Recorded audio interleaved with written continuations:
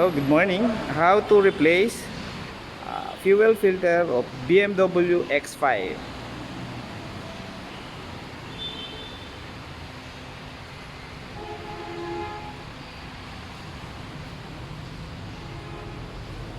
Yan.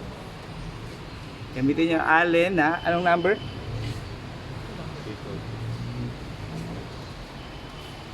Medyo malabo. Ayan, T40 na Allen. Ayan.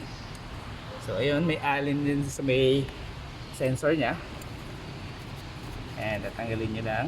Pagkatanggal nyo lang, tapos may Allen din yan doon na lock nung sa likod, lock nung fuel filter niya. Ayan. Tapos ang size ng Allen na pangtanggal doon is ano yan? T30. Ayan, T30 yun nasa likod niya. Ayan, sa likod nito. Ayan, parang lock niya doon sa mismong filter niya. Tapos makikita nyo, luluwag na yan. Ayan. Tapos tatanggalin nyo na lang yung mga hose. Lock niya yan. Yan, connector niya dyan. Bali dalawa yan. In and out lang naman na hose yan. Ayan. Actually madali lang to, saglit lang yan.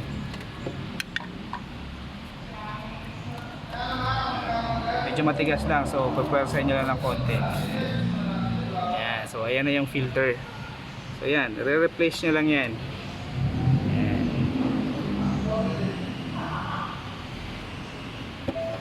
So ito yung bagong filter. Ayan, hindi siya tama, mali siya ngayon. Ayan. So ayan, talagay nyo dyan ulit.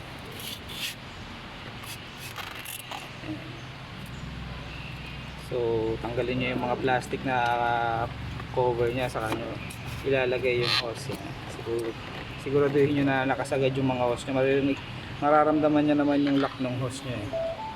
Yan, yung mga plastic cover yan. Kausan nya lang. Yan. Lock ulit. Ulit nyo lang yung lock.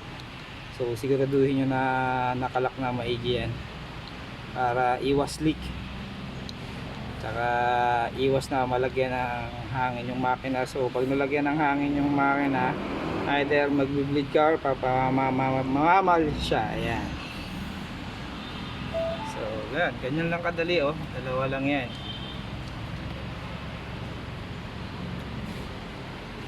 Ayan. Vlog? Lagi na dito. Vlog yan. Basta siguraduhin niya lang yung lock niya na mahigpit. Diba, Ber? Ganito po ang pagsira ng fuel filter ng BMW X5. Yan. Tapos yung lock ulit doon sa filter sa likod. Kumuha ka? Kumuha ka yun, no? Rodo? Ano kayo doon? Hindi. E30.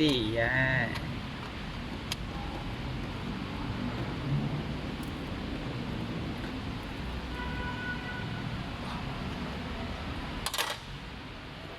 May pump. Asan yung ano Tapos niya? yung lock ng sensor.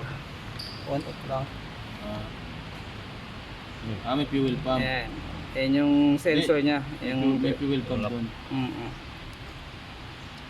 May laman pa yung fuel na yan. Ayun po.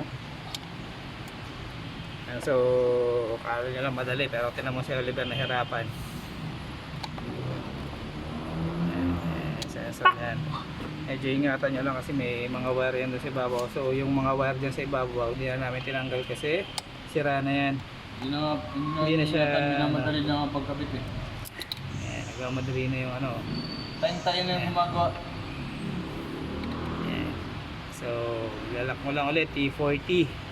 So dalawang Allen yung gagamitin niya, T30 dun sa lock dito sa likod ng ano niya, at saka T40 yan. Asan yung flashlight mo, Ber? Ayan, ito yung itsura ng lock ng sa likod. Ayan, ito.